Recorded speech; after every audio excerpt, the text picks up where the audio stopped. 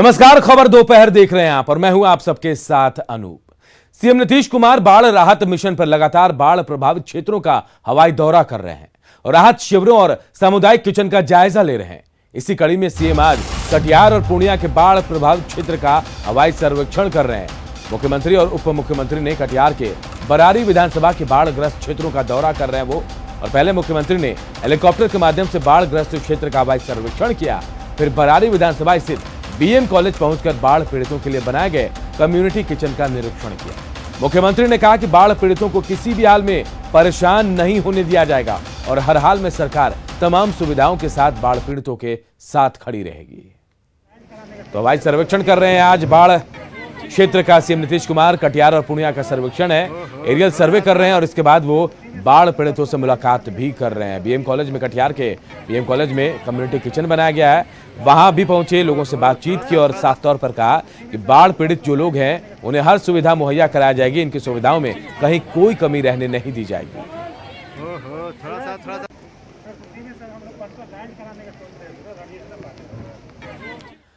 और एक बड़ी खबर इस वक्त जहानाबाद से आ रही है। जहानाबाद में 2 मंजिला मकान गिरा है। नदी के कटाव से 2 मंजिला मकान गिरा। पंचमहला की घटना है, हालांकि किसी के हताहत होने की खबर नहीं है। तो जहानाबाद से बड़ी खबर हम आपको बता रहे हैं, जहां 2 मंजिला इमारत जो है वो गिरा है। बताया जा रहा है कि इमारत जो है नदी के कटाव की वजह से गिरा है। पंचमहला की ये घटना है, हालांकि इस हादसे में किसी के हताहत होने की खबर नहीं है। तस्वीरें भी हम आपको दिखा रहे हैं, देखिए कैसे ये 2 मंजिला मकान नदी की कटाव की वजह से गिर गया है। हालांकि किसी के हताहत होने की खबर नहीं है। पंचमहला की ये घटना है जहां 2 मंजिला मकान जो है नदी की कटाव की वजह से गिर गया, बरबरा कर गिरा। देखिए कैसे एक एक कर मकान गिरता जा रहा है। जहानाबाद से बड़ी खबर, जहां 2 मंजिला मकान गिर गया है नदी के कटाव की वजह से। ये मकान जो है गिरा है, पंचमहला की घटना है। हालांकि मकान के गिरने के दौरान कोई भी हताहत नहीं हुआ है, ऐसी कोई खबर नहीं आई है। तो नदी का कटाव कितना खतरनाक हो सकता है, इसका अंदाजा आप इन तस्वीरों को देखकर लगाइए कि नदी की कटाव की वजह से देखिए जहानाबाद के पंचमहला में ये 2 मंजिला मकान जो इमारत जो है ये धराशायी हो गया है। हालांकि किसी के हताहत होने की खबर नहीं है। बिहार में पंचायत चुनाव की तारीख तय हो गई और इसके लिए नोटिफिकेशन 24 अगस्त को होगा। पहले चरण का चुनाव 24 सितंबर को होगा, जबकि 12 दिसंबर को आखिरी चरण का चुनाव होगा। बिहार में पंचायतों के कार्यकाल इस साल जून में ही खत्म हो चुके हैं, लेकिन कोरोना की वजह से चुनाव में देरी हुई। इस बार 6 पदों के लिए चुनाव होंगे। इसमें मुखिया, पंच, सरपंच, वार्ड सदस्य, पंचायत समिति सदस्य और जिला पंचायत सदस्य के लिए चुनाव होंगे। कुल मिलाकर 2,59,260 पदों पर निर्वाचन होना है। पंचायत चुनाव को लेकर कई तरह की तैयारियां भी की गई हैं। आनंद अमृतराज हमारे साथ, हमारे सहयोगी इस खबर पर जुड़े हैं। आनंद, कितने तैयार हैं पंचायत चुनाव को लेकर हम, और क्या क्या जानकारी आपके पास है?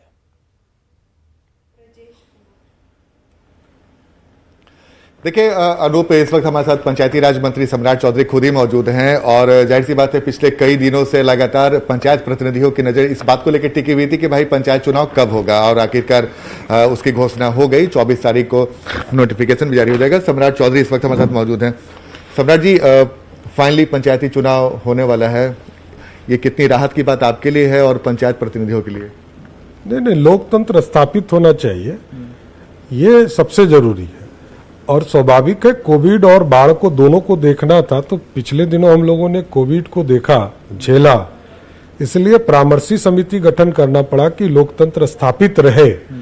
और आगे के दिनों में अब क्योंकि बाढ़ को भी देखना है, तो बाढ़ की स्थिति को देखते हुए इसको दिसंबर तक चुनाव को ले जाया गया। तो सारी परिस्थिति के हिसाब से सरकार तय कर रही है, लेकिन इसमें पूर्ण रूप से राज्य निर्वाचन आयोग को तय करना है, उनकी अनुशंसा पे हम काम करते हैं। इस बार ईवीएम से भी चुनाव होने वाला है, तो इसको लेके कितनी तैयारी है?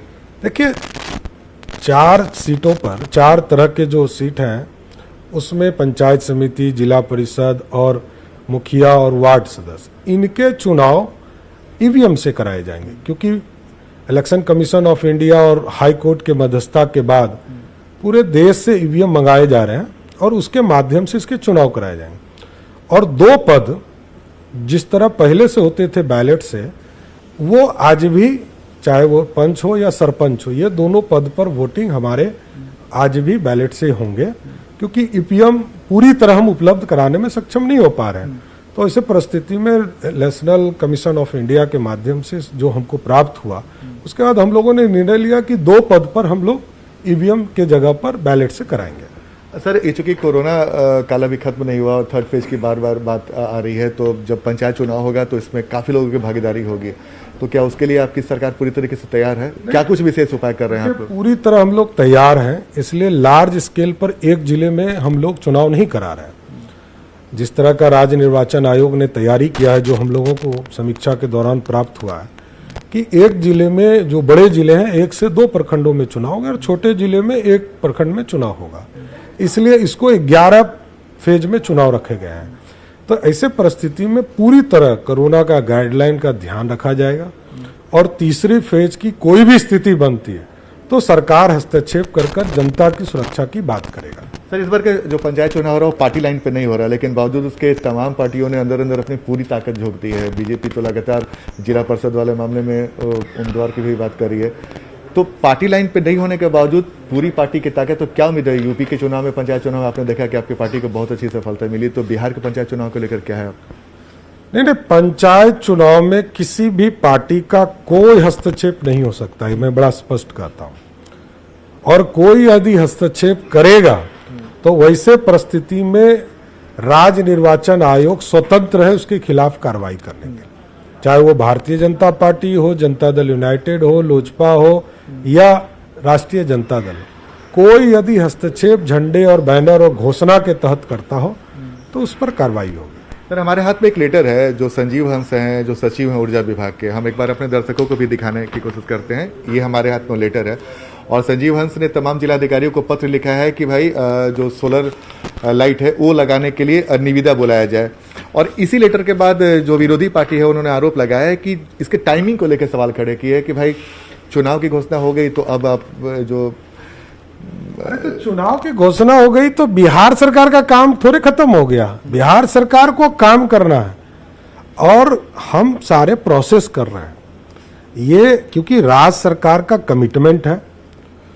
हम भारत सरकार आदरणीय नरेंद्र मोदी जी के सहयोग से 15 फाइनेंस के माध्यम से और बिहार सरकार में आदरणीय नीतीश कुमार जी के नेतृत्व वाली सरकार ने यह घोषणा किया है कि हम एक एक वार्ड में 10-10 स्ट्रीट लाइट लगाएंगे।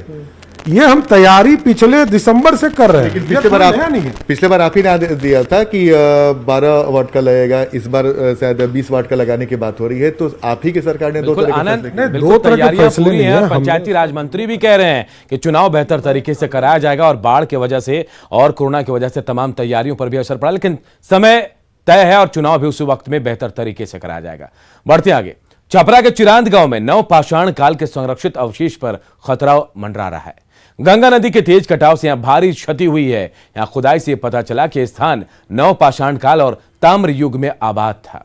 खुदाई में हड्डियां, गेहूं की बालियां और पत्थर के औजार मिले, जिससे पता चलता है यहां बसे लोग कृषि, पशुपालन और आखेट में शामिल थे। पुरानी सभ्यता के अवशेष मिलने के बाद इस जगह को संरक्षित घोषित किया गया है।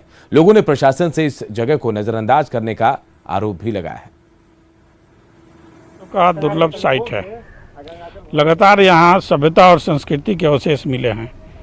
इतिहासकारों का मानना है कि एक गुप्ता काल को छोड़कर बाकी जितने भी कालखंड रहे हैं उसके अवशेष यहाँ मिले हैं और गुप्ता काल का भी अवशेष मिलने की संभावना है, चूँकि एक्सकवेशन नहीं हुआ है।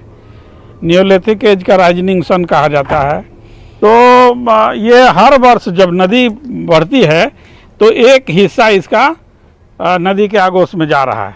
इसको रोकने का कोई प्रयास नहीं किया जा रहा है। सरकार निकम्मी सरकार है और वह दिन दूर नहीं है जब चिरांद केवल पन्नों तक ही सिमट कर रह जाएगा। यहाँ आप आई, भ्रमण की, यहाँ पे क्या लग रहा है कि कितना इसको सहेजा जा रहा है? कुछ समझ में आ रहा है? सहेजा तो कुछ नहीं जा रहा है। जो लोग हैं वो कोशिश कर रहे हैं सहेजने के लिए। चिरांद बहुत महत्वपूर्ण जगह है, लेकिन जो यहाँ के लोग हैं कोशिश कर रहे हैं, लेकिन बाकी जो है सरकार की तरफ से कुछ नहीं हो रहा है। अगर किया जाए तो लखीसराय में बाढ़ पीड़ितों को राहत पहुंचाने के लिए पटना से एनडीआरएफ की टीम यहां पहुंच चुकी है। इस टीम में 25 लोग मौजूद हैं जो लखीसराय के बाढ़ प्रभावित इलाकों में जाकर बाढ़ पीड़ितों को मदद पहुंचाएंगे। इस टीम के अधिकारियों से बातचीत के हमारे सहयोगी राकेश कुमार ने।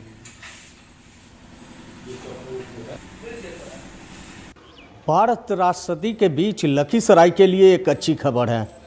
लखीसराय में बाढ़ पीड़ितों को राहत और बचाव के लिए एनडीआरएफ की टीम लखीसराय पहुंची है। आपको दिखाना चाहेंगे कि एनडीआरएफ की टीम आधुनिकीकरण उपकरण के साथ यहां पे पहुंची है और यह बाढ़ पीड़ित इलाकों में जाकर के बाढ़ पीड़ितों को काफ़ी राहत और बचाव पहुंचाएगी। आप देख सकते हैं इधर भी काफ़ी बोट है यहाँ पे और कई आधुनिक उपकरण यहाँ पे एनडीआरएफ की टीम साथ लेके पहुँची है। हम बात भी करना चाहेंगे, एनडीआरएफ के अधिकारी हैं यहाँ पे मौजूद।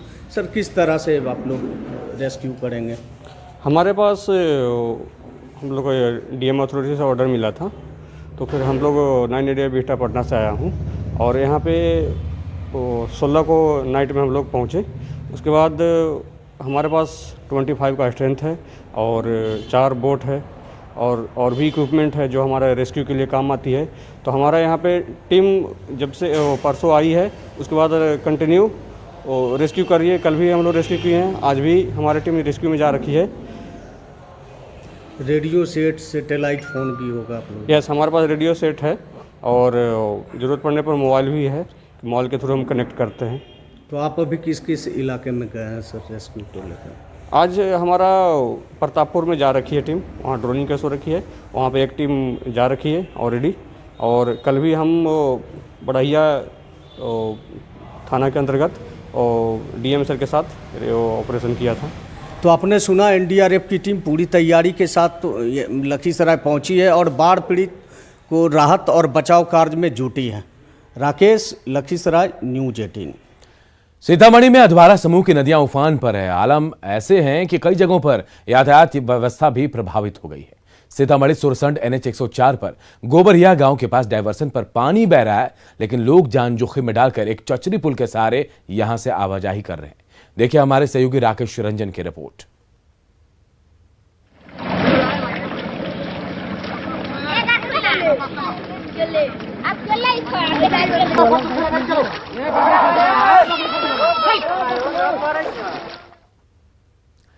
सीएम नीतीश कुमार बाढ़ राहत मिशन पर लगातार बाढ़ प्रभावित क्षेत्रों का हवाई दौरा कर रहे हैं। राहत शिविरों और सामुदायिक किचन का वो जायजा भी ले रहे हैं। इसी कड़ी में सीएम आज कटिहार और पूर्णिया के बाढ़ प्रभावित क्षेत्रों का हवाई सर्वेक्षण कर रहे हैं। मुख्यमंत्री और उप मुख्यमंत्री ने कटिहार के बरारी विधानसभा के बाढ़ग्रस्त क्षेत्रों का दौरा किया। पहले मुख्यमंत्री ने हेलीकॉप्टर के माध्यम से बाढ़ग्रस्त क्षेत्र का हवाई सर्वेक्षण किया और फिर बरारी विधानसभा स्थित बीएम कॉलेज पहुंचकर बाढ़ पीड़ितों के लिए बनाए गए कम्युनिटी किचन का निरीक्षण किया। मुख्यमंत्री ने कहा कि बाढ़ पीड़ितों को किसी भी हाल में परेशान होने नहीं दिया जाएगा और हर हाल में सरकार तमाम सुविधाओं के साथ बाढ़ पीड़ितों के साथ है और उनको जो कुछ भी सहायता देनी हम लोग इसलिए आए हैं। और कटिहार को तो आप जानते हैं, कोई ऐसा साल ही शायद है जिसमें हम नहीं आए होंगे। कहीं ना कहीं प्रभावित हो ही जाता है, हर तरह से आते हैं, देखते हैं लोग, और जो किया जा सकता है इसके लिए उपाय वो भी। क्या इसका अस्थायी समाधान निकलेगा सर? बाढ़ का अस्थायी समाधान कुछ निकलेगा? पूरी कोशिश करते हैं कि जो भी संभव है समाधान करने का वो तो कर ही रहे हैं ना। ये तो आप लोगों को मालूम भी, और बैठते भी हैं, लोगों की बात भी सुनते हैं, तो ये सब तो करते ही हैं। लखीसराय के बढ़िया प्रखंड का चूहड़चक पुल काफी जर्जर हो गया है। पुल की हालत काफी खराब है और बाढ़ के चलते पानी का प्रेशर भी यहां ज्यादा है, जिससे कभी भी यहां बड़ा हादसा हो सकता है। देखिए फ्लड रिपोर्टर राकेश कुमार की रिपोर्ट। इस वक्त हम मौजूद हैं लखीसराय पटना मुख्य मार्ग NH 80 पे।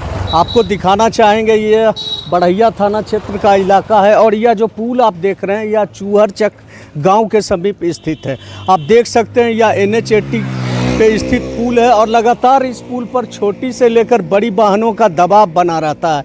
लेकिन आप देख सकते हैं काफ़ी पुराना पुल है यह और काफ़ी जर्जर हो चुका है, जबकि लगातार गंगा के जल स्तर में वृद्धि के बाद लगातार इस पुल पे बाढ़ के पानी का काफ़ी दबाव है और यह पुल काफ़ी जर्जर है, जिससे किसी भी समय कोई बड़ा हादसा हो सकता है।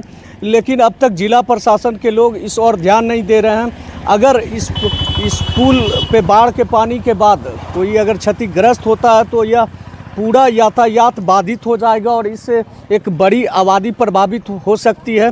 कुछ लोग हैं यहाँ पे, स्थानीय लोग, हम उनसे बात करते हैं। बाबा, हाँ, क्या स्थिति है इस पुल का? पुल जर्जर हो चुका है, कभी भी गिर सकता। तो अभी बाढ़ है, बाढ़ का पानी आया हुआ है। हाँ, तो आप लोग, तो अगर ये पुल टूट जाता है तो कोई हादसा हो सकता है। अब हाँ, घटना होते हैं ना, आवागमन भी बाधित होते।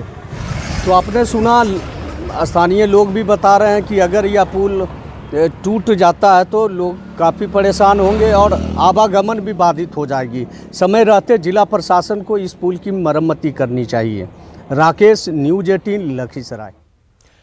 और कोरोना टीका लेने के लिए गिरिडीह में भगदड़ के हालात हैं। सरिया प्रखंड के पीएचसी में टीका लेने जुटे लोग दौड़ते भागते दिखे हैं। इस भागदौड़ में 3-4 लोग घायल भी हो गए हैं। लोगों का आरोप है कि आबादी के हिसाब से वैक्सीनेशन सेंटर बहुत कम दिए गए हैं, जिसकी वजह से कोरोना का टीका कम पड़ रहा है। टीका लेने के लिए लोग सुबह से ही कतार में लगे थे।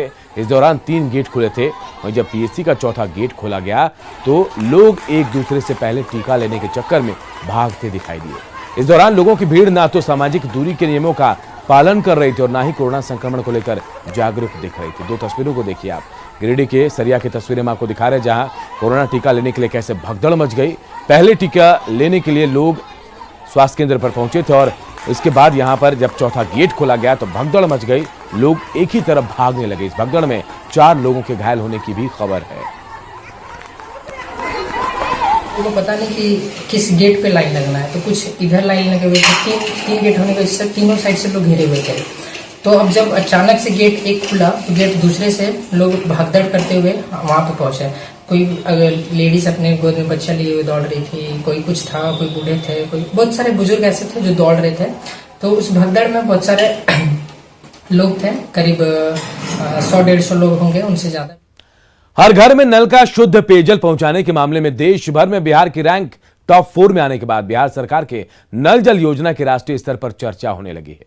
राज्य सरकार की इस कामयाबी पर बिहार के पीएचडी मंत्री रामप्रीत पासवान ने खुशी जताई। न्यूज़ 18 से बातचीत में पीएचडी मंत्री ने कहा कि कोरोना महामारी और जमीन अधिग्रहण में आई कुछ दिक्कतों की वजह से 10% घरों में नल जल योजना का काम बाकी रह गया है, लेकिन जल्द इसे भी पूरा कर लिया जाएगा। हर घर नल योजना जो है तो हम लोग का लक्ष्य था जो 31 दिसंबर तक 20 तक पूरा कर लेंगे, लेकिन उसमें कुछ त्रुटि हुई, कुछ ज़मीन का विवाद हुआ, कुछ हाई कोर्ट का मामला हो गया, जिसके चलते कुछ कमी रह गई। और नया योजना था, कहीं ना कहीं ज़मीन विवाद को लेकर के, लेकिन फिर भी हम लोगों ने 90% काम कर लिया है, 10% काम बाकी है। और इस साल निश्चित रूप से हर घर नल हो जाएगा। और अब बात उन लोगों के टीकाकरण की जो छूट जाते हैं क्योंकि वो दिन रात सफर में रहते हैं। हम बात कर रहे हैं ट्रक ड्राइवर्स की, जिन्हें टीका लगाने के लिए अंबाला छावनी में विशेष व्यवस्था की गई है।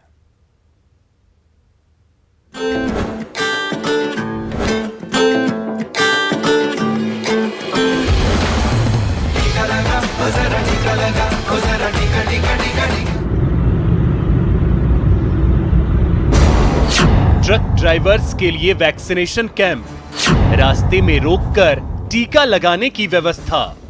लगवाइए टीका, जारी रखिए सफर। जनाब, ये वो हैं जो रुक नहीं सकते, क्योंकि अगर ये रुक जाएंगे तो जिंदगी थम जाएगी। ना अस्पतालों में ऑक्सीजन मिलेगा, न रसोई में राशन। दूध, सब्जी, दवा, सबकी सब चीजें इनके सफर पर ही टिकी हैं। सीधे शब्दों में कहें तो हर जरूरी सामान जो एक जगह से दूसरी जगह जाता है वो इनकी ही मेहरबानी है। बावजूद इसके इनका वैक्सीनेशन नहीं हो पा रहा, लेकिन अब इनके वैक्सीनेशन का इंतजाम भी कर दिया गया है। हम लोग को टाइम मिलता नहीं, हम लोग तो उसमें बिजी रहते हैं गाड़ी चलाने में, और मौका मिलता नहीं है। ये तो बहुत अच्छा है। जनाब, ये हैं ट्रक ड्राइवर, जिनके जिंदगी ही सफर में कटती है।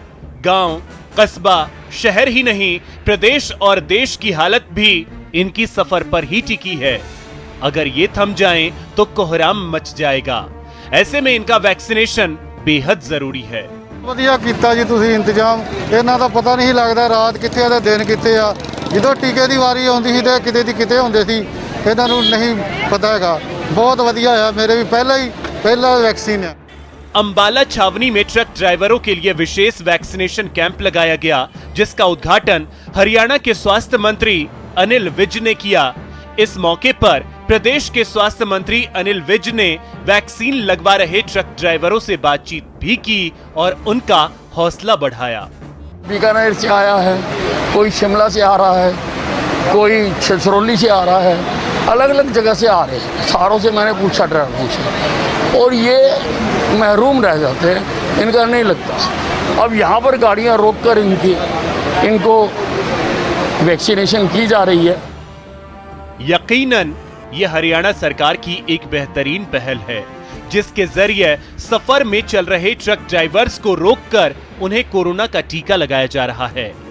बता दें कि कोरोना की वजह से देश ही नहीं पूरी दुनिया को लॉकडाउन का सामना करना पड़ा था, लेकिन ट्रक ड्राइवर्स का सफर तब भी जारी था, इसलिए इनका स्वस्थ रहना बेहद जरूरी है। Bureau report, news 18 network.